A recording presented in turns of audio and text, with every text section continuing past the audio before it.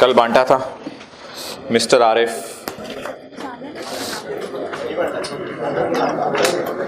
बांट दिया था मेरे भाई।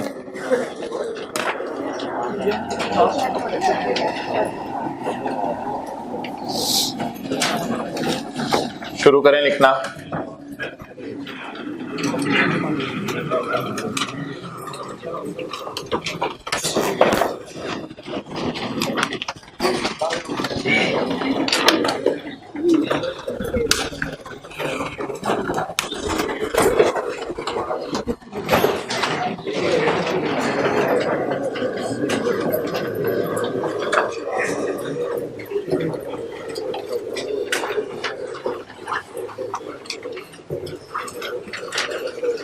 Mister Arif, income and tax there on tax year 2018।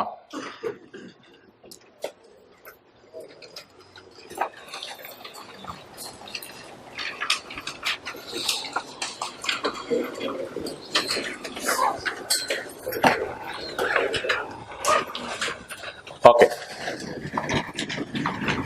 पहला सफा छोड़ दें न्यूमेरिकल के फेस के लिए और दूसरे सफ़े से शुरू कर दें वर्किंग्स। पहले सफ़े पे ये लिख लें 3 बातें। वर्किंग 1,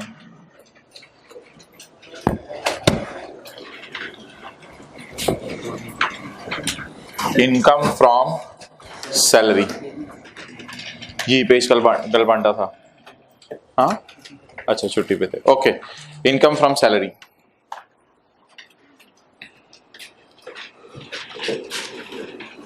रिटायर तो नहीं हो रहा एम्प्लॉय? हो रहे? किस पॉइंट में लिखा हुआ? Point number, he got retired on 30 जून 2018। पूरा साल नौकरी की है।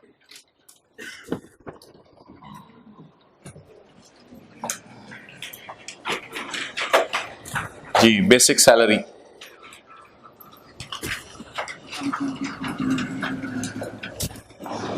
ये 2-3 दिन बड़े इंपॉर्टेंट है। 1,20,000 इंटू 12 महीने 1,44,000।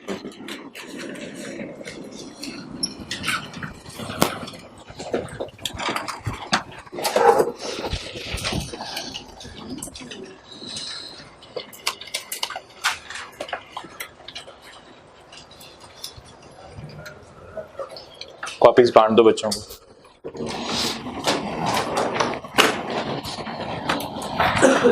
एफर्ट 2 वाले आ गए, हाथ खड़ा करें।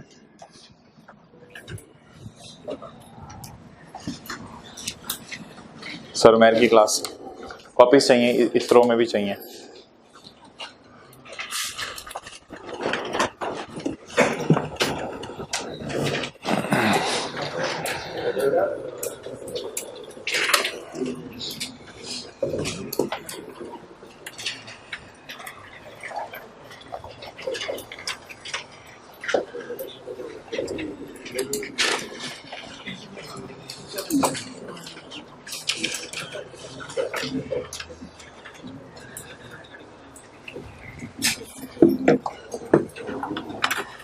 जल्दी आओ भाई, जल्दी जल्दी जल्दी जल्दी।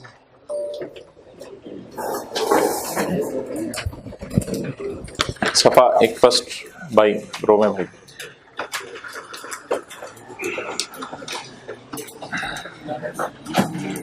फर्स्ट रो में आ जाए, थर्ड रो में आ जाए। थर्ड रो में जगह बनाए, फोर्थ रो में जगह बनाए।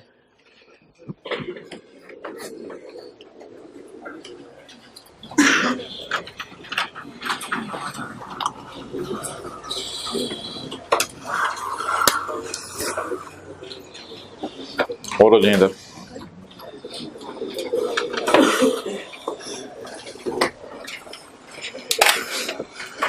जी भाई, फोर्थ रो में जगह एक और की बना दें। फोर्थ रो में आए, फोर्थ रो में आए।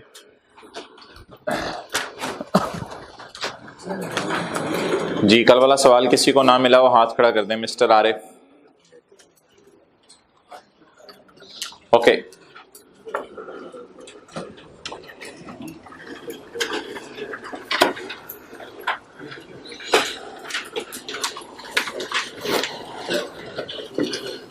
Mr. Arif, aged 65 years, is working in a private company and disclosed following data from employment for where he got retired on 30 जून 2018 के साल में आखिरी दिन रिटायर हो गया है। तो जो हजरात लेट आए हैं, मैंने ये कहा है कि पहला सफ़ा न्यूमेरिकल के फेस के लिए छोड़ दें, पहला सफ़ा न्यूमेरिकल के फेस के लिए छोड़ दें और दूसरे सफ़े पे इनकम फ्रॉम सैलरी की हेडिंग दे के वर्किंग वन शुरू करें। Income from salary, basic salary per month is 1,20,000। Okay, medical allowances 20,000 per month. मेरे भाई, मेडिकल अलाउंस को आपने कभी भी इंडिपेंडेंटली नहीं देखना। मेडिकल अलाउंस की एडजस्टमेंट हमेशा डिपेंडेंट होती है किसी और एडजस्टमेंट पर। वो कौन सी एडजस्टमेंट है? देखना पड़ेगा मेडिकल फैसिलिटी मिल रही है या नहीं मिल रही, उस बुनियाद पे डिसाइड होगा कि मेडिकल अलाउंस का क्या करना है। तो मेडिकल अलाउंस के बारे में डिसीजन मत लें और वेट करें, आगे देखें मेडिकल फैसिलिटी या रीइंबर्समेंट मौजूद है, फिर डिसीजन लेंगे मेडिकल अलाउंस के बारे में। अभी मैं जो मैं बात कर रहा हूं वो सुने। Medical allowances 20,000 per month. Point 3, hospitalisation भी मौजूद है। इसका मतलब है अब दोनों चीजों को इकट्ठे लेके चलना पड़ेगा। इससे पहले कि मैं किसी डिसीजन पे पहुंचूं, मैं देख लेता हूं ये हॉस्पिटलाइजेशन एज पर टर्म्स है या नॉट एज पर टर्म्स है। Hospitalisation is covered by an insurance policy up to इतने, द इंश्योरेंस प्रीमियम इज इतने, this amount is as per terms of, this amount is as per terms of employment. ये amount terms के मुताबिक है जी। अब आप हजरात निकाल लें, क्लॉज 39 सेकेंड शेड्यूल की 139 है, पेज नंबर 107। किताब खोले बगैर न्यूमेरिकल नहीं होगा आपका, फायदा नहीं होगा उस न्यूमेरिकल का। Page 107, page 107। पहला सिनेरियो, क्या ये मेडिकल फैसिलिटी है एज पर टर्म्स वाली सिर्फ और सिर्फ? नो। दूसरा सवाल, क्या ये मेडिकल फैसिलिटी सिर्फ दी जा रही है नॉट एज पर टर्म्स वाली? क्या सवाल में सिर्फ मेडिकल अलाउंस दिया जा रहा है? क्या फैसिलिटी एज पर टर्म्स वाली और मेडिकल अलाउंस दिया जा रहा है? आखिरी सवाल, क्या facility not as per terms वाली और मेडिकल अलाउंस दिया जा रहा है? नो। अब बता दें 5 सिनेरियो में से कौन सा सिनेरियो लगेगा? 4 सिनेरियो। 4 में क्या लिखा हुआ है? फैसिलिटी कौन सी वाली है और साथ क्या दे रहे हैं? मेडिकल अलाउंस दे रहे हैं जी।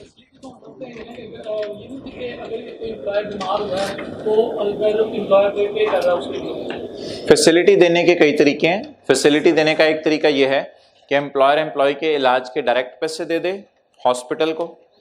फैसिलिटी देने का दूसरा तरीका यह है कि एम्प्लॉयर एम्प्लॉय को कहे मैं तुम्हें इलाज की सहूलत दे देता हूं, लेकिन पैसे मेरे पास हर वक्त इतने नहीं होते, तो मैं तुम्हारी इंश्योरेंस करवा देता हूं। तो इंश्योरेंस में ये होगा कि एम्प्लॉयर इंश्योरेंस कंपनी को पैसे देगा, इंश्योरेंस कंपनी जो है वो फिर जब एम्प्लॉय बीमार हुआ करेगा डायरेक्ट एम्प्लॉय का खर्चा बर्दाश्त कर लिया करेगी। तो इसको भी कहते हैं एम्प्लॉयर ने एम्प्लॉय को फैसिलिटी दी है। तो एम्प्लॉयर का एम्प्लॉय को फैसिलिटी देने का मतलब ये नहीं कि एम्प्लॉयर डायरेक्ट अस्पताल को पैसे दे रहा हो, ऐसा भी हो सकता है एम्प्लॉयर इंश्योरेंस कंपनी के थ्रू उसको ये फैसिलिटी दे रहा हो। क्या चीज? हाँ जी बिल्कुल जी। Okay, hospitalization cost is covered by an insurance policy up to 15 lakh. The insurance premium relating to this benefit is 55,000। This amount is as per terms of employment. Okay जी।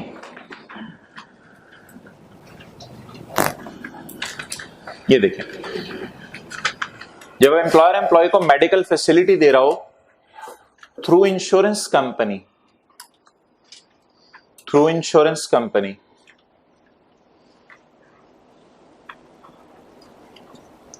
तो इसमें आपको 3 फिगर्स गिवन हो सकती हैं।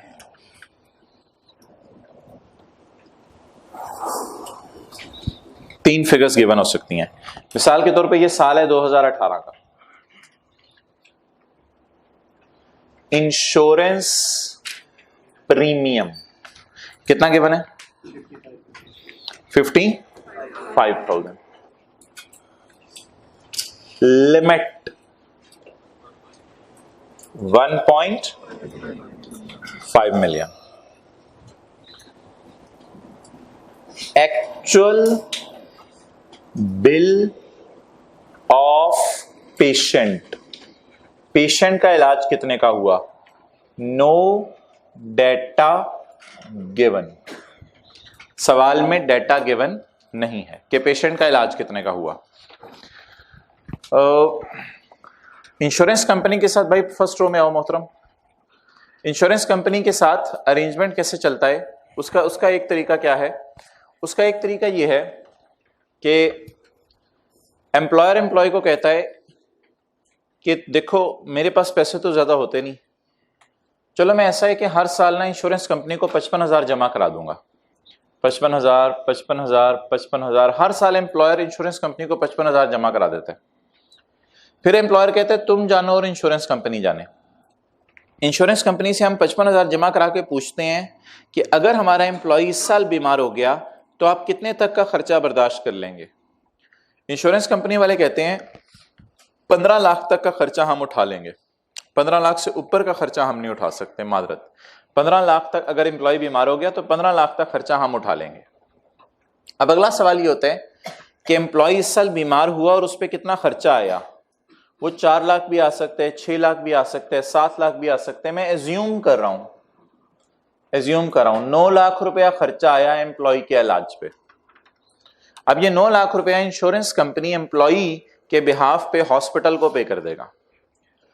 अब अगर पेपर के अंदर ये तीनों फिगर्स गिवन हो और फिर आपसे कह दे कि मेडिकल फैसिलिटी दी है एम्प्लॉयर ने एम्प्लॉय को और दी है नॉट एज पर टर्म्स, तो ऐसी सूरत में सवाल होगा कि कौन सी फिगर ऐड करेंगे। ये तो 3 कंफ्यूजिंग फिगर्स हैं, तो जवाब बड़ा सिंपल है। जो इलाज पे खर्चा आया वो एम्प्लॉय की सैलरी इनकम में ऐड होगा। एम्प्लॉय खुद खर्चा करता तो 9 लाख रुपए पे करता हॉस्पिटल को। अभी इसको 9 लाख रुपया बच गया तो 9 लाख रुपया इसकी सैलरी इनकम में ऐड होगा। ये 9 लाख इस सवाल में गिवन नहीं है, मैं अपनी तरफ से अज्यूम कर रहा हूं।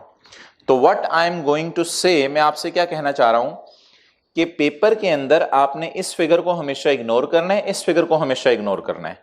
अगर कभी एम्प्लॉयर एम्प्लॉय का इलाज करवाए थ्रू इंश्योरेंस कंपनी तो हमने क्या ढूंढना है? कितना खर्चा आया इलाज के ऊपर। वो खर्चा इस सवाल में जानबूझ के उसने मिसिंग किया है। इसलिए मिसिंग किया उसने बिकॉज एज पर टर्म्स है। एज पर टर्म्स है तो इस फिगर की जरूरत ही नहीं थी। तो आप बता दें व्हाट इज 55,000 कौन किसको देगा? एम्प्लॉयर इंश्योरेंस कंपनी को। इंश्योरेंस कंपनी फिर क्या दावा करेगी? 15 लाख तक इलाज करवा दूंगी।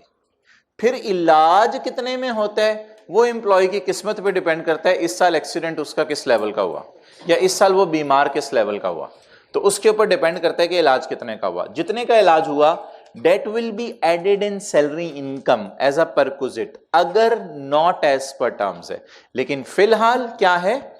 as per terms है। ठीक है, इसको तो हमेशा ही इग्नोर करना है।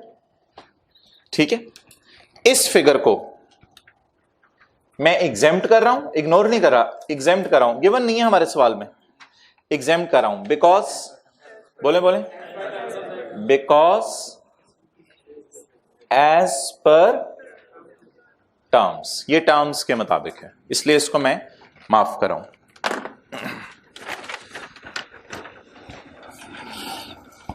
ये तो बात होगी फैसिलिटी की, अब अलाउंस की बात करते हैं। नोट कर,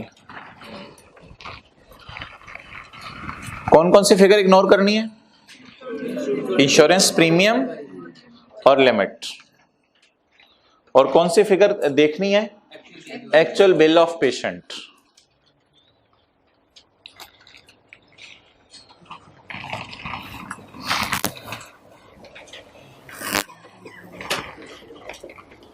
इसको ऑलवेज इग्नोर, इन दोनों को लिख लें ऑलवेज इग्नोर, लेकिन इसको मैं माफ कर रहा हूं। क्यों माफ कर रहा हूं? क्योंकि एज पर टर्म्स। अब मुझे उम्मीद है आज के सवाल के बाद आपका लेवल अच्छा होगा, और मंडे को बता दूं आपको 80% सवाल सैलरी इनकम में से ही आएगा, और सेक्शन 21 का एक थ्योरेटिकल सवाल होगा। तो सैलरी इनकम को अच्छी तरह रिवाइज करें कल का दिन लगा के। डेप्रिसिएशन के 17 सवाल कितने लोगों ने कर लिए थे? ओके, हो गए, सारे हो गए। अच्छी रिवीजन होगी। कितने लोगों की गलती हुई और फिर गलती पता चली और उसको सही किया? हाथ खड़ा करें। ठीक है, करेंगे तो गलती होगी, देखेंगे तो पता चल जाएगा वो ये ऐसे नहीं ऐसे। रोजाना का काम रोजाना करते रहा करें।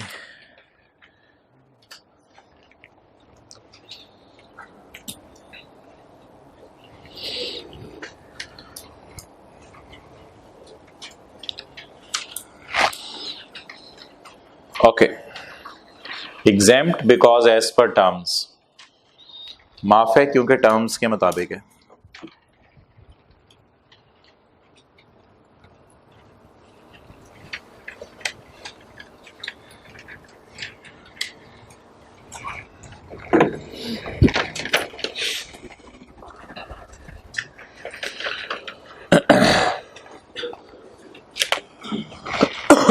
ओके,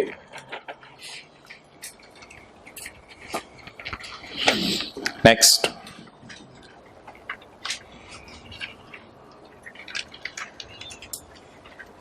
पॉइंट 4 नहीं 2 और 3 जी, ये तो फैसिलिटी की डिस्कशन की है मैंने।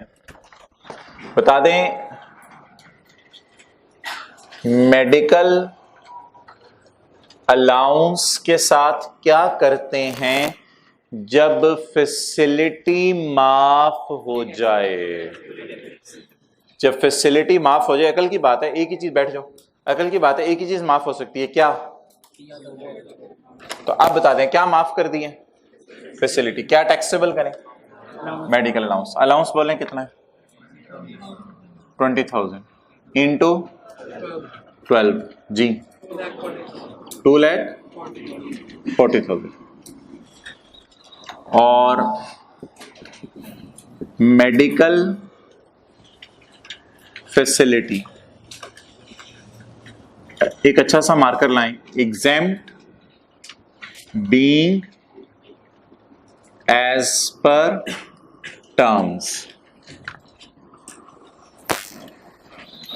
ये पेपर में नहीं करना, ये समझाने के लिए बनाया था।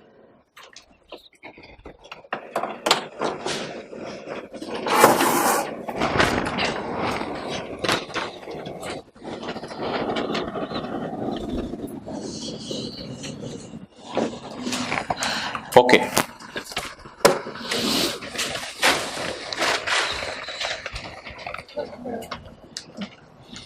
he was provided with a car, उसको एक गाड़ी दी गई है, कॉस्टिंग 8 लाख। ये लिखा है medical facility exempt being as per terms. उसको एक गाड़ी दी गई है 8 लाख रुपए जिसकी कॉस्ट है, जो थोड़ी सी प्राइवेट पर्पस के लिए यूज हो रही है, तो बाकी बिजनेस में यूज हो रही है। Okay, the employee pays ₹3,000 per month to employer against this benefit. निकालें जी सैलरी के चैप्टर, गाड़ी वाला benefit, page number 92।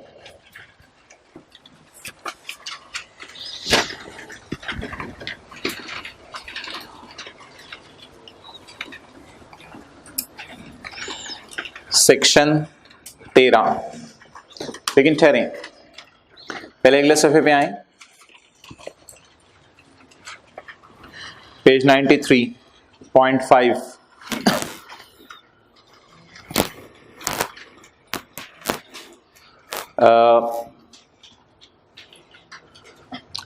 where services of housekeeper, gardener are provided by an employer to employee, following shall be added: salary paid by employer to employee minus amount paid by, चलें आगे पढ़ें, point 6। If utilities are provided by employer to employee salary shall include fair market value of utilities minus amount paid by employer to employer. उसमें से minus कर दें जो पैसे employ ने एम्प्लॉयर को देने हैं. अच्छा, अगर एम्प्लॉयर एम्प्लॉय को कुछ सर्विसेज दे रहा हो तो उसमें से वो पैसे माइनस कर दिए जाते हैं जो एम्प्लॉय एम्प्लॉयर को दे रहा है. ठीक है, अब आए वापस पॉइंट नंबर 3 में, page 92.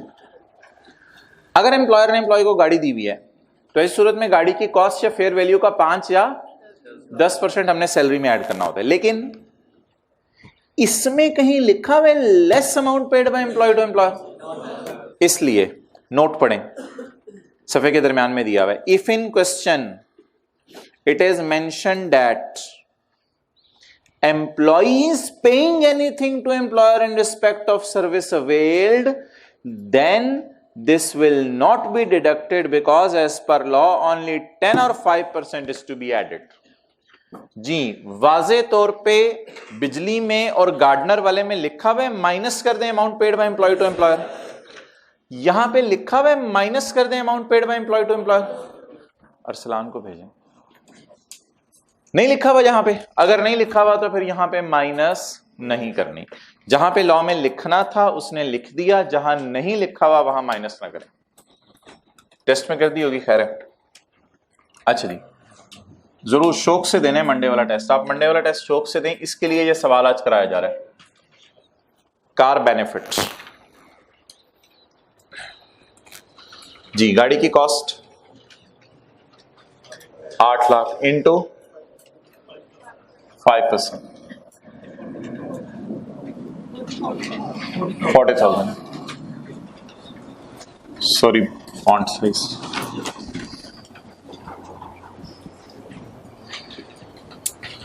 Car benefit 8 lakh into 5%.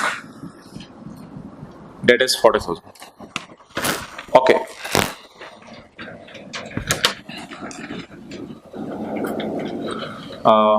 इधर ही लिख देते हैं, amount paid by employ to employer is not deducted. मैंने डिडक्ट नहीं की. Amount paid by employ to employer is not deducted.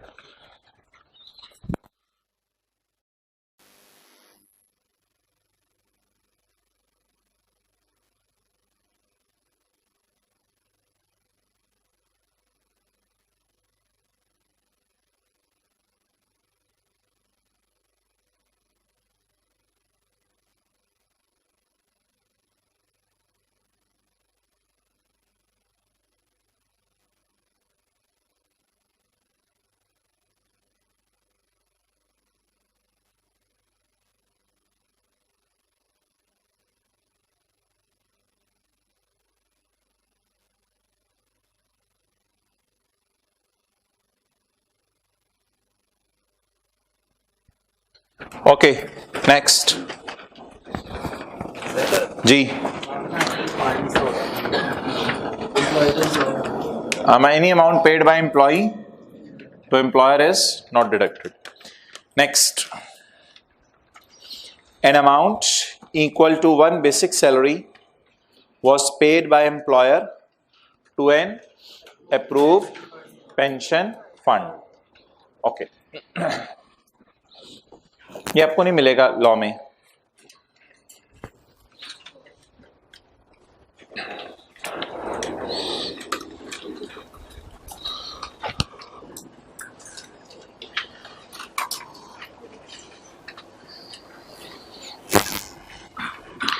Employer employ के लिए हर साल, नौकरी का पहला साल, नौकरी का दूसरा साल, नौकरी का तीसरा साल, पहला साल, दूसरा साल, तीसरा साल, पहला साल, दूसरा साल, तीसरा साल, एक बास्केट में पैसे रखता रहता है पेंशन के लिए, एक बास्केट में पैसे रखता रहता है ग्रेच्युटी के लिए, एक बास्केट में पैसे रखता रहता है प्रोविडेंट फंड के लिए. हर साल पैसे रखता है एम्प्लॉयर एम्प्लॉय के लिए. और जिस वक्त एम्प्लॉय रिटायर होके जाता है तो अब ये बास्केट से आउटफ्लो होने लगे, फिर उसको रिटायरमेंट के वक्त पैसे दे देता है थोड़े थोड़े करके, ग्रेचुटी इकट्ठी दे देता है, प्रोविडेंट फंड के पैसे उससे रिटायरमेंट के वक्त दे देता है। तो ब्लैक मार्कर से मैंने इनफ्लो शो किया है और रेड मार्कर से आउटफ्लो शो किया है। तो अक्लमंद एम्प्लॉयर ऐसा करते हैं कि जब एम्प्लॉय नौकरी शुरू करता है, मिसाल के तौर पे एम्प्लॉय 40 साल का है, एम्प्लॉय ने नौकरी शुरू की, तो अक्लमंद एम्प्लॉयर 40वें साल ही बास्केट खरीद लेते हैं और तो एम्प्लॉय के लिए 41वें, 42वें, 43वें साल, 60 साल तक इस बास्केट में पैसे डालते रहते हैं, ताकि जब एम्प्लॉय जा रहा हो तो जाने के बाद एम्प्लॉय घर बैठा हो, हर महीने जो पेंशन भेजनी है उसके लिए कहीं से पैसे एम्प्लॉयर को अरेंज ना करने पड़े, पहले ही बास्केट में पड़े हो। उस वक्त मौके पे अरेंज करना पैसे मुश्किल हो जाता है। अब हमने क्या पढ़ा हुआ है, हमने जो ट्रीटमेंट पढ़ी हुई है ना, वो पढ़ी हुई है इस पॉइंट की, हमने टैक्स ट्रीटमेंट इस पॉइंट की पढ़ी हुई है। हमने क्या, रिटायरमेंट के बाद जब पेंशन मिलेगी 60 के बाद, 60 के बाद जब पेंशन मिलेगी तो वो माफ है अगर एम्प्लॉय सिटीजन है पाकिस्तान का, और अगर उसने उसी एम्प्लॉयर के पास दोबारा नौकरी भी शुरू नहीं कर दी। ये हमने पॉइंट पढ़ा था, ये पेंशन माफ है। ग्रेचुटी में हमने पढ़ा था या स्कीम अप्रूव हो सकती है एफबीआर से, या जो है वो कमिश्नर से अप्रूव हो सकती है, वो उनकी तो अनअप्रूव्ड भी पड़ी थी, उसकी भी ट्रीटमेंट पढ़ ली थी। लेकिन ये 60वें साल की बात कर रहा हूं, जब रिटायर हो गया। और प्रोविडेंट फंड में हमने पढ़ा था अगर रिकॉग्नाइज्ड है तो रिटायरमेंट के वक्त अकमुलेटेड बैलेंस सारा माफ है। ये हमने 3 बातें पढ़ी थी। ये सारी ट्रीटमेंट जो हमने पढ़ी थी, ये रिटायरमेंट के वक्त की पढ़ी थी या रिटायरमेंट से पहले की पढ़ी थी? ये रिटायरमेंट के वक्त की पढ़ी थी, सारी ट्रीटमेंट रिटायरमेंट के वक्त की पढ़ी थी। अब एक सवाल अराइज होता है, क्या अगर एम्प्लॉयर एम्प्लॉय के लिए प्रोविडेंट फंड की बास्केट में पैसे डाल रहे तो उस साल क्या कर रहे हैं एम्प्लॉयर कंट्रीब्यूशन का? वो हमने पढ़ा था। हमने पढ़ा था जो हर साल थोड़े थोड़े करके पैसे डाल रहे हैं, 3 सालों का सवाल किया था व्हाइट बोर्ड पे, हर साल थोड़े थोड़े सालों के पैसे डाल रहे हैं, employer contribution shall be exempt up to lower of 1/10 और सैलरी और plus 1.5 lakh, whichever is lower. तो वो हर साल जो पैसे डलनी थी उसकी ट्रीटमेंट पड़ी थी। अभी तक हमने इसकी ट्रीटमेंट नहीं पढ़ी। समझ रहे हैं बात? इन 3 की ट्रीटमेंट अलग है, इन 3 की ट्रीटमेंट अलग है। बात समझने की कोशिश करें। ये 3 क्या हैं? 40 से लेके 60 साल तक जो एम्प्लॉयर उसके लिए इकट्ठे कर रहा है पैसे, 40 से लेके 60 साल तक हर महीने थोड़े थोड़े पैसे एम्प्लॉय के लिए इकट्ठे कर रहा है। 40 से लेके 60 साल तक हर महीने थोड़े थोड़े पैसे एम्प्लॉयर जो इकट्ठे कर रहे हैं, इसको कहते हैं पैसे जोड़ना। ये गल्ला बन रहा था, गल्ला भरा जा रहा था। गल्ला टूटा कब? 60वें साल के एंड पे। गल्ला टूटने पे पेंशन माफ है अगर एम्प्लॉय सिटीजन है पाकिस्तान का। गल्ला टूटने पे ग्रेचुटी माफ है अगर कमिश्नर से प्रूव कराई हुई है। गल्ला टूटने के ऊपर प्रोविडेंट फंड माफ है अगर रिकॉग्नाइज्ड है। अच्छा, गल्ले में जब पैसे डाले जा रहे थे उसका क्या करना था? ये आपको पता है, ये हमने पढ़ा था। एम्प्लॉयर कंट्रीब्यूशन का अलग रूल है, इंटरेस्ट का अलग रूल है, एम्प्लॉय कंट्रीब्यूशन का अलग रूल है। लेकिन इनके गल्लों में जब पैसे डाले जा रहे थे, ये हमने अभी तक नहीं पढ़ा। इसका रूल सुन लें, इनके गल्लों में पैसा डालने की नो टैक्स ट्रीटमेंट, इसकी कोई टैक्स ट्रीटमेंट नहीं है। वेट करें, जब गल्ला खुलेगा रिटायरमेंट के टाइम पे देख लीजिएगा, अगर ये सिटीजन हुआ पेंशन माफ कर दीजिएगा, अगर सिटीजन ना हुआ तो पेंशन पे टैक्स लगा दीजिएगा। तो अब करना क्या है, ये जो है इसका नाम होता है एम्प्लॉयर कंट्रीब्यूशन, क्योंकि इसमें एम्प्लॉयर भी डालते हैं, एम्प्लॉय भी डालते हैं, इंटरेस्ट भी होता है। लेकिन ये एम्प्लॉयर प्योरली अपनी जेब से देता है पैसे। ये एम्प्लॉयर कंट्रीब्यूशन है या रिसीट ऑफ टैक्स पेयर है? एम्प्लॉयर कंट्रीब्यूशन है। एम्प्लॉयर कंट्रीब्यूशन, ये जो मैंने सर्कल बनाया है, इसको आपने हमेशा पेपर में इग्नोर करना है। कब तक? जब तक कि एम्प्लॉय क्या ना हो जाए, रिटायर ना हो जाए। जब रिटायर हो जाए फिर देख लेंगे पेंशन का क्या करना है, फिर देख लेंगे ग्रेचुटी का क्या करना है। मुझे ये लाइन पढ़ के बताएं, आपको क्या फील हो रहा है? एम्प्लॉयर इस बास्केट में पैसे डाल रहे हैं या उसको पेंशन दे रहे हैं रिटायरमेंट के बाद? ये फील करके बताएं। ये ब्लैक वाली लाइन फील हो रही है, रेड वाली? An amount equal to 1 basic salary 1,20,000, 1,20,000। An amount equal to 1,20,000 लिख लें। An amount equal to 1,20,000 was paid by employer to employee ना, एम्प्लॉय को नहीं दी, कहां दी है? अप्रूव्ड पेंशन बास्केट में जमा कराई है, एम्प्लॉय को दे दी है।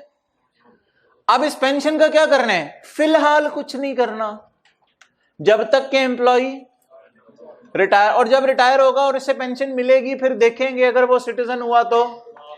ये राइट टाइम नहीं है इसकी टैक्स ट्रीटमेंट पूछने का, क्योंकि सैलरी पे टैक्स लगता है जब रिसीव हो।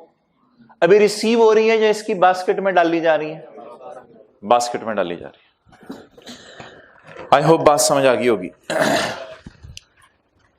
प्रोविडेंट फंड को ना भूल जाएं, प्रोविडेंट फंड तो अलग से पड़ा हुआ है ना, तो प्रोविडेंट फंड को भूल जाएं, प्रोविडेंट फंड के चक्कर में ना पड़े। उसकी ट्रीटमेंट आपको सारी बड़ी अच्छी आती है, इसकी ट्रीटमेंट बस याद रखें जी। रिटायरमेंट के टाइम पे पेंशन पे टैक्स लगना है या जब एम्प्लॉयर गले में पैसे डाल रहा होगा? रिटायरमेंट के टाइम पे। अभी मुझे कैसे पता चला गले में पैसे डाल रहे हैं? An amount equal to 1 basic salary was paid by employer to employ to fund. अभी बास्केट में पैसे डालें। अच्छा ऐसा करें, यहां पेंशन के साथ ना स्लैश ग्रेचुटी भी लिख लें ताकि दोनों बातें याद हो जाएं। दोनों की ट्रीटमेंट एक है, स्लैश मतलब दोनों का एक नहीं है, ट्रीटमेंट दोनों की एक है। चाहे एम्प्लॉयर पेंशन वाली बास्केट में पैसे डाले चाहे ग्रेचुटी वाली पैसे में, इसको क्या करना है? इग्नोर। जी क्या लिखूं?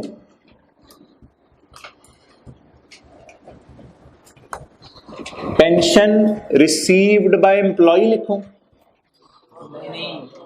पेंशन रिसीव्ड बाय एम्प्लॉय लिखूं? नहीं नहीं, ये तो बात गलत है। पेंशन रिसीव्ड बाय एम्प्लॉय नहीं है, गला नहीं तोड़ा गया अभी। ये क्या है? Contribution by employer in pension fund. Ignore.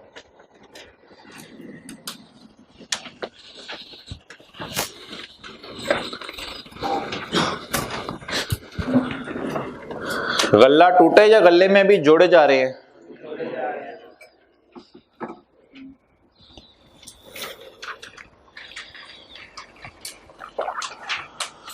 इस सवाल मंडे तक हो जाएगा इंशाल्लाह खत्म, जिस स्पीड से हम चल रहे हैं।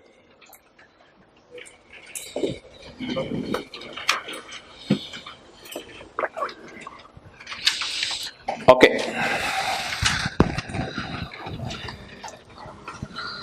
चलिए जी आगे बढ़े। अब आ जाए आगे बढ़े। Provident fund contribution. भाई ये भी कंट्रीब्यूशन है, गले में जोड़े जा रहे हैं या अभी उसको दे दिए गए हैं? अभी गले में जोड़े जा रहे हैं। कंट्रीब्यूशन, कंट्रीब्यूशन या पेड टू एम्प्लॉय? कंट्रीब्यूट, अभी गले में जोड़ रहा है। ठीक है छोड़। Provident fund contribution of ₹30,000 per month. An equal amount per month was also contributed by RF. तो फिर पहले वाला 30 कौन कंट्रीब्यूट करा होगा? Employer. Interest income is at the rate of 20% of accumulated balance was credited to his provident fund account. 0.6 के left पे लिख ले assume recognized. assume कर लेते हैं provident fund recognized है। खोलें जी पेज नंबर किताब का 108।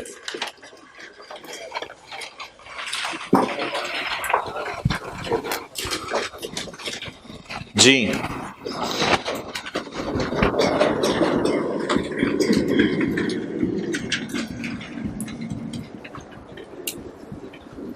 एम्प्लॉय कंट्रीब्यूशन को तो हमेशा इग्नोर करना है क्योंकि वो किस में शामिल है? बेसिक सैलरी में। अब बात किसकी करेंगे हम?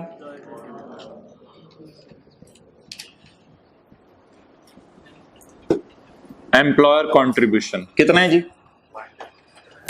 30,000 पर मंथ। जी बोले 30,000 into 12 360,000। इनर कॉलम में, इनर कॉलम में, आउटर में नहीं, इनर में। लेस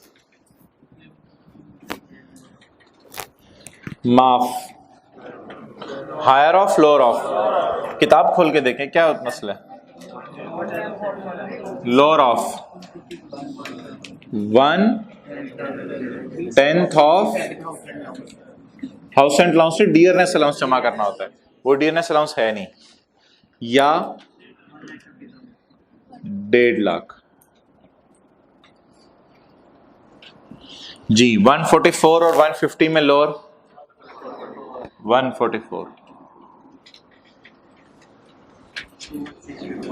216000। अब मेरे पास तो जगह नहीं है। इंटरेस्ट पहले आप अपना नोट कर लें।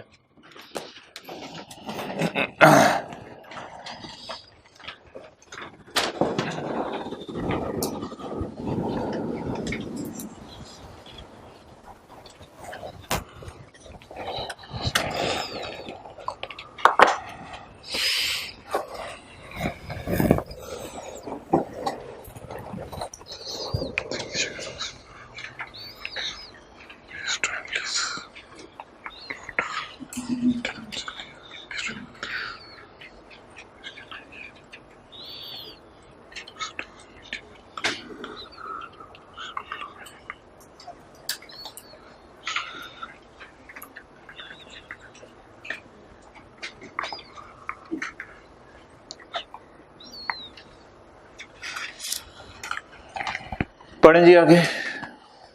इंटरेस्ट कितना मिला? 390 1000 लेस माफ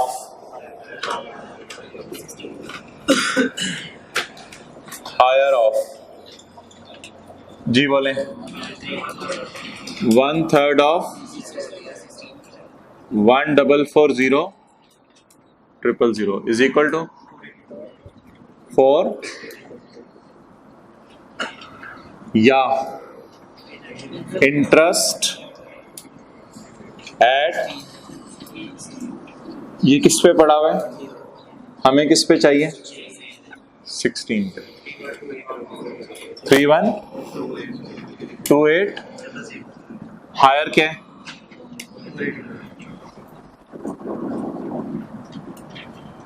487 माफ हो जाएगा, तो आउटर कॉलम में 0।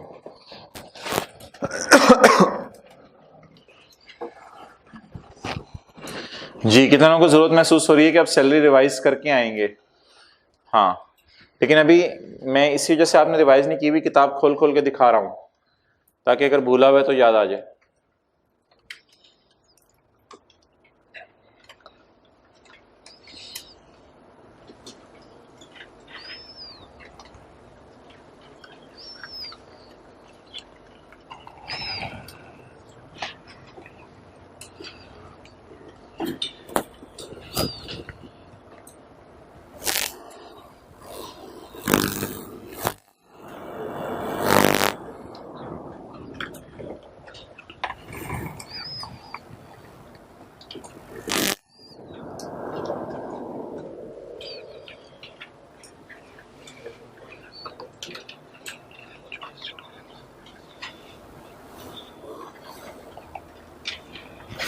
जी क्लियर? Okay next.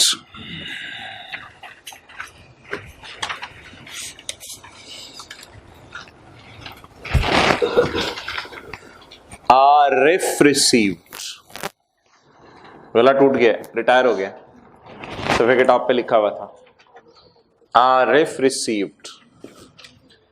ऐसा क्यों है कि इस साल गला टूट भी रहा है और इस साल एम्प्लॉयर भी कुछ पैसे डाल रहा था?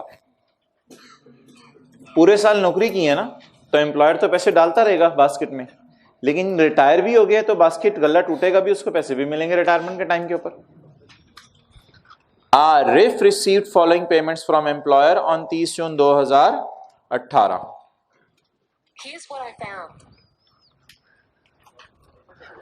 Arif received following payments from employer on 30 June 2018 at retirement. ₹6 lakh in respect of termination benefit under an agreement जी, इसके बारे में जाके ढूंढे आप, पेज 88।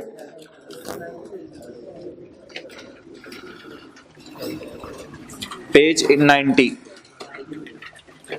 पेज 90, पेज 90 पे आके पढ़ें point number 6। An employee who has received an amount on termination of employment, तो फॉर्मूला है ए ओवर बी। तो रिटायरमेंट के वक्त जो पैसे मिले उस पे फॉर्मूला लगेगा ए ओवर बी। ए ओवर बी का मतलब है 3 सालों का एवरेज टैक्स रेट। अच्छा, अगर 3 सालों का एवरेज रेट गिवन हुआ, वेल एंड गुड, फिर हम इसको सेपरेट रेट लगा देंगे, वरना इसको न्यूमेरिकल में चलते चलते आपने एज इट इज ऐड कर देना है, वरना इसको ऐसे ही ऐड कर दीजिएगा। लेकिन अभी 3 सालों का एवरेज रेट अगर गिवन हुआ तो 3 सालों का एवरेज रेट लगाएंगे। RF receipt following payments 6 lakh, 6 lakh को अंडरलाइन करके लिख लें सेपरेट ब्लॉक, इस पे तो सेपरेट रेट लगेगा पिछले 3 सालों का average. Next, ₹5 million from recognised provident fund as final. ओहो, एज्यूम करने की जरूरत नहीं थी, नीचे उसने बता दिया कि ये रिकॉग्नाइज्ड है। ₹5 million from recognised provident fund as final receipt from accumulated balance. जी भाई, ये देखें ऊपर वाली फिगर क्या थी और नीचे वाली फिगर क्या थी। आपको याद है जो हमने सवाल किया था क्लास के अंदर, उसमें 3 साल किए थे। आखिरी साल के अंदर जब आप लोगों ने गलती की थी, मैंने कहा था 9 से मल्टीप्लाई करना है, कुछ ने 12 से मल्टीप्लाई कर दिया था। आखिरी साल कुछ पैसे एम्प्लॉय डाल रहा था और रिटायरमेंट के वक्त 951,000 पता नहीं कितने पैसे जो है वो आपने टोटल करके बताए थे मिले थे। तो मुझे बताएं, ये जो रिटायरमेंट के वक्त टोटल पैसे मिल रहे हैं इनका क्या करना है। पेज नंबर 108 खोल के, कौन सा पेज है, 108, पेज 108 सफे का एंड। जी, रिटायरमेंट के वक्त अकोमुलेटेड बैलेंस का क्या करना है प्रोविडेंट फंड के।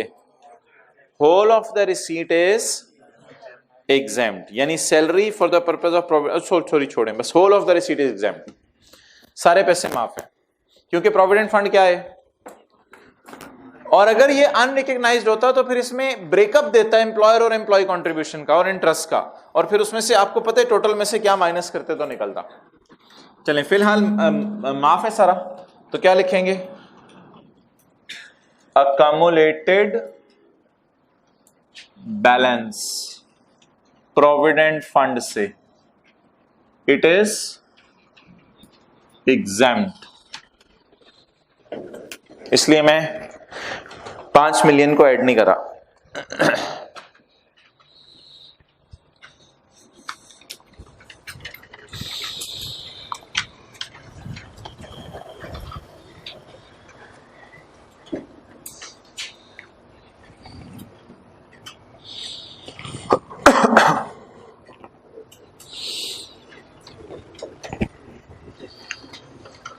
His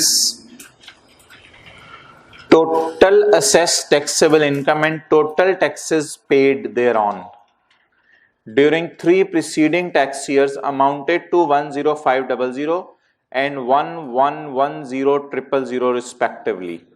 ये 3 सालों का है या 1 साल का है, 3 सालों का टोटल है, तो इसको इससे डिवाइड कर दें।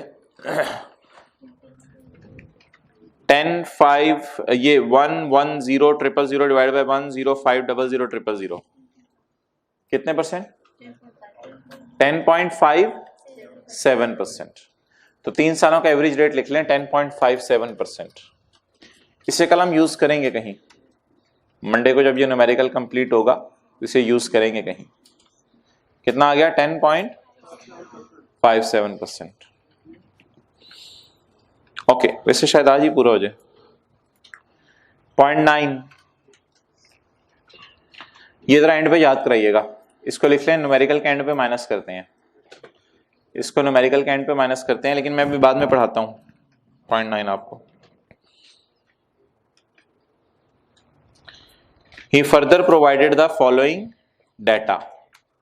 अब डाटा को जरा तरतीब देनी पड़ेगी। An apartment owned by RF was rented, तो 0.1 के लेफ्ट पे लिख लें income from property, separate block.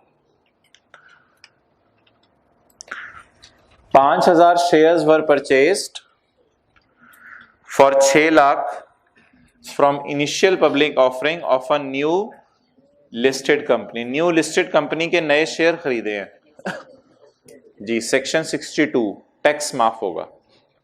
Section 62 tax माफ होगा। लाइफ इंश्योरेंस पॉलिसी पे की है इसने, इसका प्रीमियम सेक्शन 62 ही हेल्थ इंश्योरेंस नहीं है, लाइफ। सेक्शन 62 टैक्स माफ होगा। Next, he also received 1.5 lakh as cash dividend declared by company. The share registrar correctly treated काट दें, correctly deducted withholding tax। treated काट दें लफ्ज, correctly deducted withholding tax। उसने withholding tax बड़ा प्रॉपरली काटा है, कोई गलती नहीं की टैक्स काटने में। चलें ठीक है, इसको लिख लें फाइनल टैक्स रिजीम। अच्छा जी, डोनेशन है 80,000 की सेकंड शेड्यूल वाले इदारों को दी है। कौन से इदारों को? सेकंड शेड्यूल वाले इदारों को डोनेशन दी है जी। ये टैक्स क्रेडिट मिलेगा या टोटल में से माइनस होंगे? टोटल में से माइनस होंगी। अच्छा जी, अब आप न्यूमेरिकल का फॉर्मेट खोल लें किताब में, पेज नंबर 383।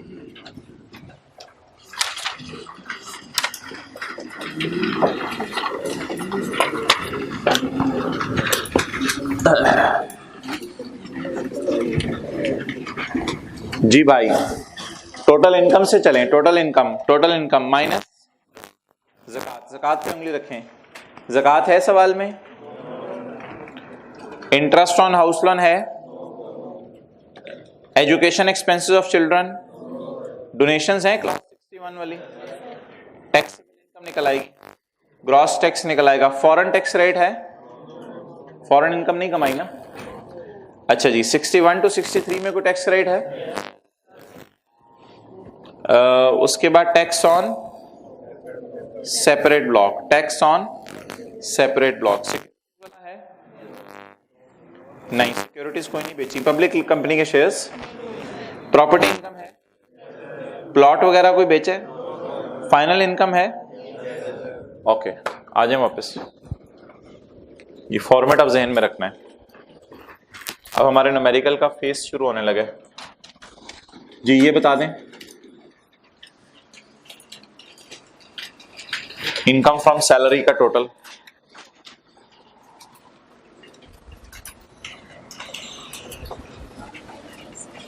1536,000। वर्किंग 2 मैं कर लूं, इनकम फ्रॉम प्रॉपर्टी की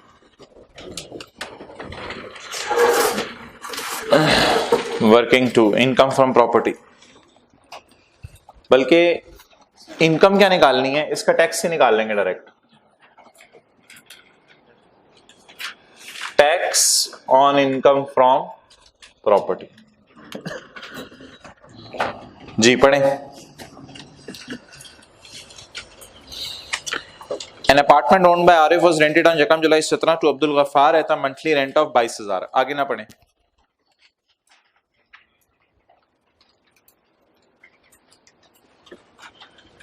At a monthly rent of 22,000, 264,000 हो गए। आगे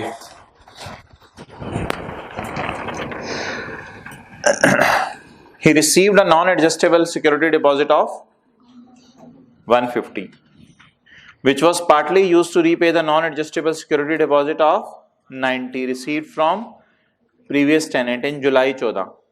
बस आगे ना पढ़े जी। नए से कितना आया? पुराने को कितना वापस किया? 150 माइनस 90 नहीं करते होते, 150 माइनस ऑलरेडी टैक्स्ड को माइनस करते होते हैं। 150 माइनस 90 नहीं करते होते। अच्छा, 90 किस साल आया था? जुलाई 14 का मतलब बताएं। जुलाई 14 का, जुलाई 14 का मतलब बताएं। 15 में इनकम में गया होगा। 16 में इनकम में गया होगा, और 17 में, 18 में तो नहीं गया, 18 में तो नया बंदा आ गया। तो किस किस साल इनकम में गया? 15 में इनकम में गया। जुलाई 14 का मतलब बता दें पहले। 2015, 15 में इनकम में गया, 16 में गया, 17 में गया। 17 में तो पुराना वाला है ही नहीं, 18 में, सॉरी 18 में तो पुराना वाला है ही नहीं। 18 में, 18 हमारा साल है, यकम जुलाई 17 को तो नया वाला आ गया। तो 30 जून 17 तक कौन रहा था? पुराना वाला। तो 15, 16, 17, कितने साल पुराना वाला रहा? तो कितने साल इसको इनकम में लेके जाते रहे? 3 साल। एड नॉन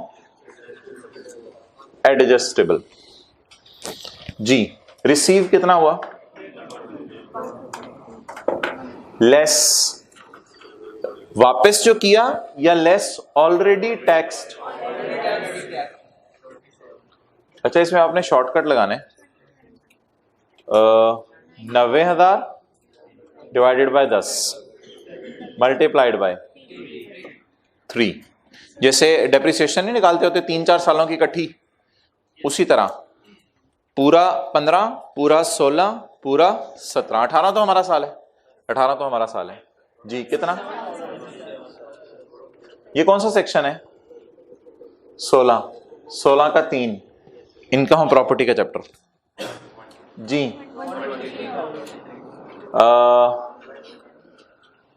नालायक बच्चे यहां लिखेंगे, पहले आप यहां लिखें 120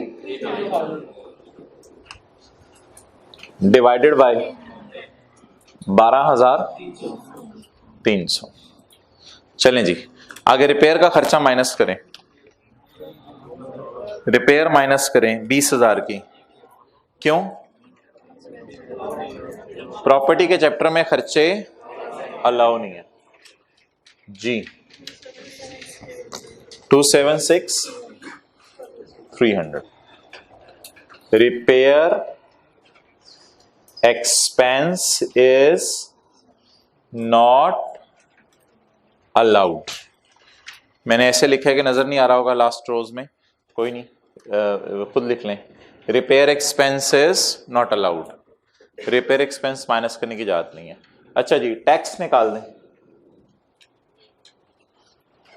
पेज नंबर जाएं किताब का 188, पेज 188।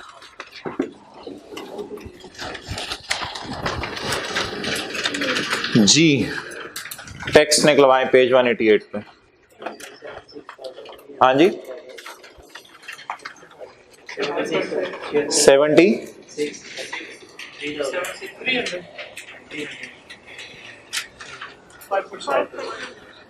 76,300 इंटू 5%, 3815।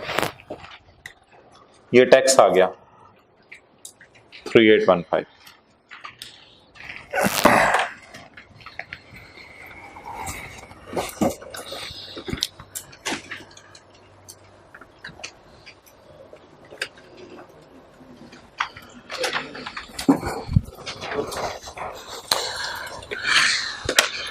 जी, अब मुझे बता दें क्या क्या बच गया है। 2 टैक्स क्रेडिट बच गए हैं, और फाइनल टैक्स बच गया है, और डिडक्टेबल अलाउंस। चलें, अब आप पहले सफे पे आ जाएं। वर्किंग्स हमारी हाँ खत्म हो गई। जो वर्किंग्स अगर कोई हुई तो फेस पे अब कर लेंगे। टैक्स क्रेडिट फेस पे निकाल लेंगे। वर्किंग में निकालना है, वर्किंग में निकालना है, वो आपकी मर्जी है। चलें जी,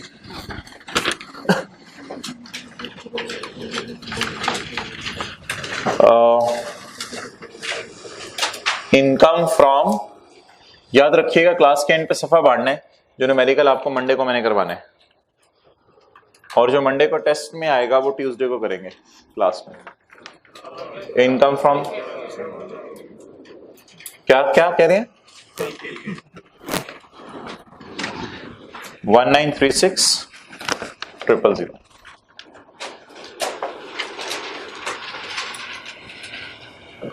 ऐसी टाइम ज़ाया कर रहा हूं, business, capital gain, other source 0, ताकि फॉर्मेट आपके जहन में रहे। टोटल इनकम 1936,000 लेस डोनेशन, कौन सी वाली? सेकंड शेड्यूल वाली। किताब का पेज नंबर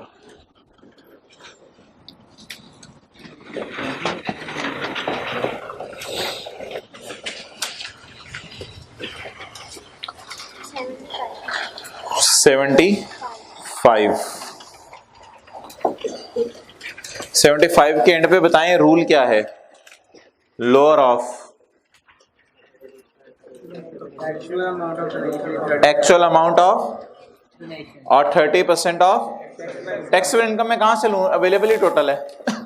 मैं क्या करूं? मैं टोटल, हाँ बट टोटल भी लगा दूंगा। मैं क्या करूं, मेरी भी कुछ मजबूरी है। ओके जी, बताएं एक्चुअल डोनेशन कितनी है? सवाल में है, सवाल में एक्चुअल डोनेशन लोअर ऑफ 80,000 या 30% ऑफ टैक्सेबल इनकम। वो तो बहुत ज्यादा आएगा, मैं निकाल नहीं रहा, निकाल लीजिएगा जी। What is lower? 80,000। ओके जी, टैक्सेबल इनकम 1,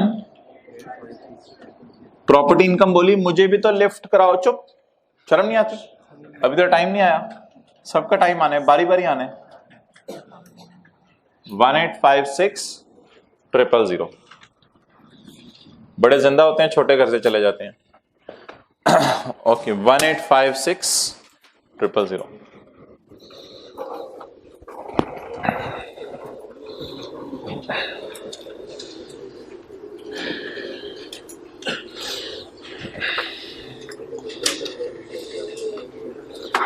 जिस दिन मौत आती है ना, घर वाले ही कहते हैं शाम से पहले पहले जरा दफना दो, रात को कब्रिस्तान में जरा मुश्किल होता है काम, तो शाम से पहले पहले ही इंशाल्लाह हमें रखाएंगे। चलो भाई, अगली गेम शुरू।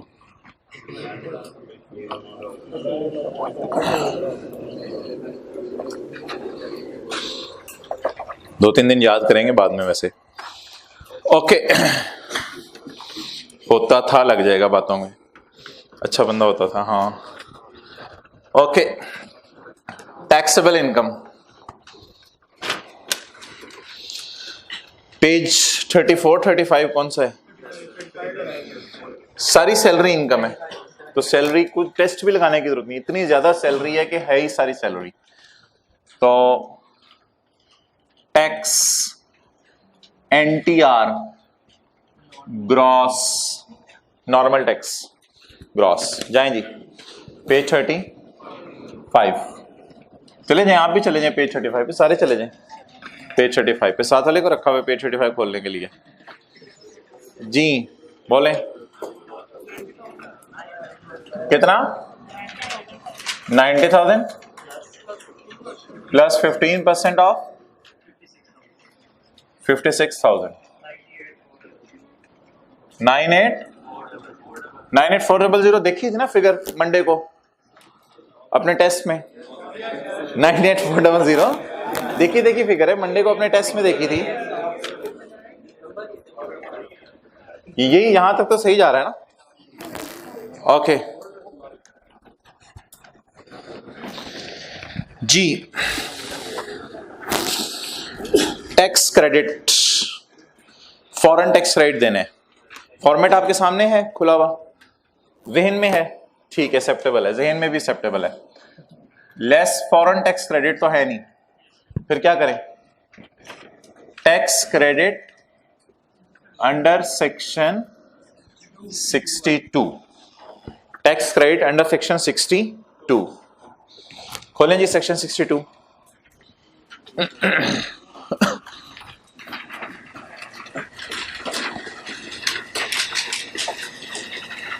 सेक्शन 62 कौन कौन सा टैक्स माफ हो रहा है इसमें? इसमें इसकी हेडिंग पढ़ें, सेक्शन 62 की हेडिंग पढ़ें, investment in shares and insurance. Insurance कौन सी वाली? लाइफ वाली। भाई अब इसमें थोड़ा सा इख्तलाफ है, मार्केट में इख्तलाफ है, सुन लें इख्तलाफ क्या। एक सेक्शन 2 क्रेडिट दे रहा है, माने ना माने, एक शेयर खरीदने पे दे रहा है, एक इंश्योरेंस पे दे रहा है। अब इसमें दो राय हैं। कुछ लोगों की राय है कि दोनों टैक्स क्रेडिट दे दो, दोनों टैक्स क्रेडिट दे दो, सेक्शन दे रहा है तो दो। आई कैप पता नहीं क्यों कर रहे हैं, आई कैप एक टैक्स क्रेडिट दे रहा है दोनों में से। कुछ लोगों की राय क्योंकि ये भी है, क्योंकि जब लॉ खामोश हो तो फिर लोग अपनी राय कायम करते हैं। तो आई कैप में 2 दफा ये कॉन्सेप्ट टेस्ट हुआ है, दोनों दफा आई कैप ने एक टैक्स माफ किया, 2 टैक्स माफ नहीं किए। तो मैं भी उसी पैटर्न पे रहूंगा, या तो लाइफ इंश्योरेंस वाला टैक्स माफ कर लेते हैं या माफ कर लेते हैं न्यू लिस्टेड कंपनी के शेयर्स वाला। अब आप बता दें जरा फिगर्स देख के कौन सा टैक्स ले लूं तो शायद मुझे फायदा हो जाए, ये जरा खुद सोच के बताएं। निकाल के चेक नहीं करना पड़ेगा, एक हिंट है अवेलेबल 0.23 में, जहां से पता चल जाएगा। 6 लाख रुपए के शेयर खरीदे, 3 लाख रुपए की लाइफ इंश्योरेंस कराई है, 6 लाख ले लेना। 3 लाख का क्या, 3 लाख पे 3 लाख की फिगर कम है तो टैक्स क्रेडिट भी कम निकलेगा, 6 लाख की फिगर ज्यादा है तो टैक्स क्रेडिट भी ज्यादा निकलेगा। तो इसलिए किताब को सही कर लें, किताब में जाएं, सेक्शन 62 के नीचे लिख लें, सेक्शन 62 के नीचे अगर अगर दोनों दे दे तो दोनों में से हायर वाला माफ कर देंगे। अगर 2 दे दे, नहीं लोअर तो कुछ और है, वो ए इंटू बी ओवर सी है। अगर 2 दे दे तो दोनों में से हायर वाला माफ कर दें।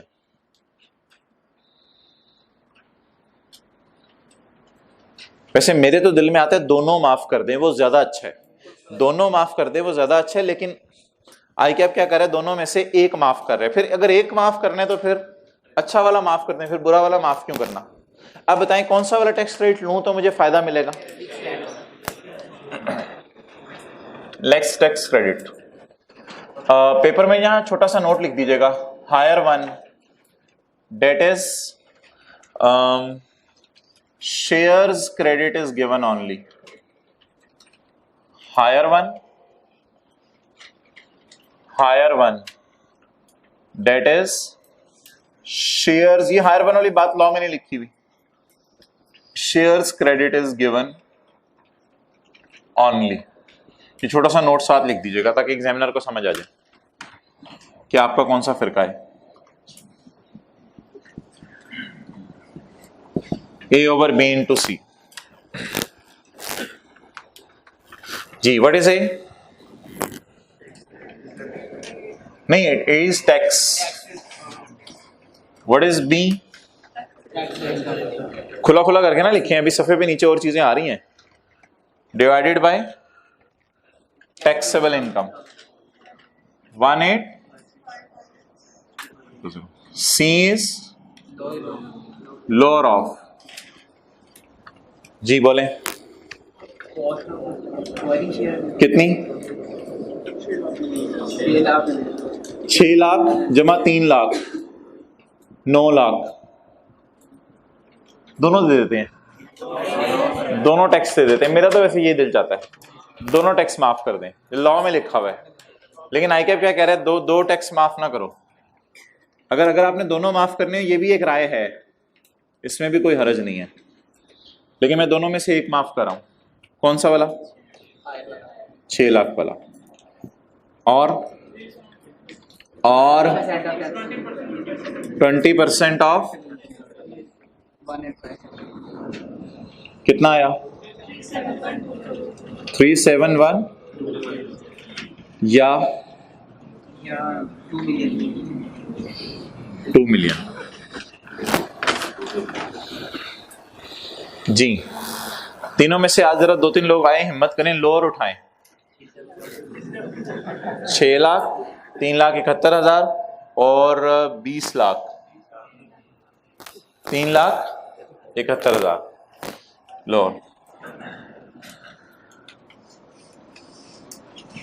अब आप सोच रहे होंगे इतनी ज्यादा जगह जाया की और फिगर यहां लिखनी थी, तो वर्किंग में निकाल सकते हैं आप, वर्किंग में टैक्स क्रेडिट निकाल सकते हैं।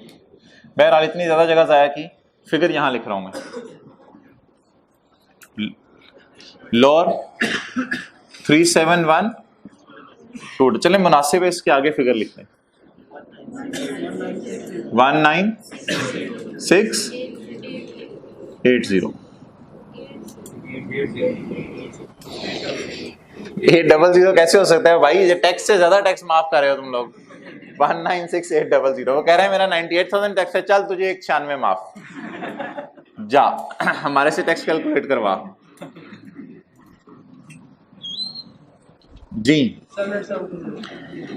ये टैक्स कौन सा है? अभी नॉर्मल ही है, लेकिन नेट ऑफ व्हाट है? Net of tax credit, net of tax credit. जी बोलें। 78720, यहां तक मैच करे आपका सोल्यूशन। 78720।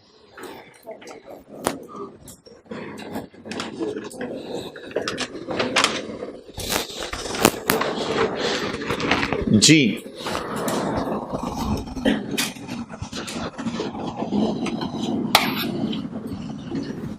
फॉर्मेट में आगे देखें क्या है। नेट टैक्स एनटीआर के बाद add tax on separate block, add tax on separate block. जी सेपरेट ब्लॉक का टैक्स बता दें। 1 2 दो है separate block, income from property और टर्मिनेशन बेनिफिट। इनकम प्रॉपर्टी वाला बता दें। 3815, 3815। ये अच्छा, टर्मिनेशन बेनिफिट पकड़ें जाके, सवाल के फेस पे कितना है? उंगली रखें, उंगली रखें। ये इस तरह ना साथ वाले करें, तुम्हें नजर नहीं आ रहा, उसे उसकी सफे पे जाके उंगली रख दिया करें। बताएं कहाँ है 6 लाख, ढूंढ के दें उनसे। कितना है? 6 लाख इनटू पिछले 3 सालों का एवरेज रेट 10.57%, 63420। ठीक है, ये कौन सी इनकम्स आ गई? Separate block. जी कितनी? 235, 67235। मेरे ख्याल से ऐसा कर लेते हैं, 0.4 को ना सवाल से डिलीट कर देते हैं। ऐसे ही अगले न्यूमेरिकल में मैं डाल दूंगा आपको। 0.4 को सवाल से डिलीट कर दें, हमारा सवाल खत्म हुआ। 0.4 को सवाल से डिलीट कर दें। कौन से डिविडेंड वाला? ओ हाँ, एक और भी है ना, एक और भी है, वो मैं करा देता हूँ, 0.4 को इस वक्त डिलीट कर दें, नीचे वाला डिविडेंड वाला। 0.9 भी है एक, 9 क्या है? With holding tax. जी यहां पे बता दें, ये आपका ए बना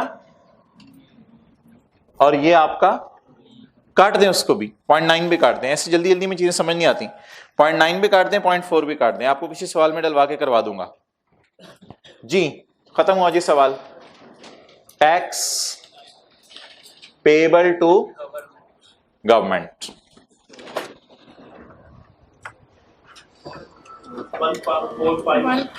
78,000 है ना, 78,000। इसमें जमा करें 67,000। 15955। चलें जी, वो दो एडजस्टमेंट्स फिर कभी कर लेंगे।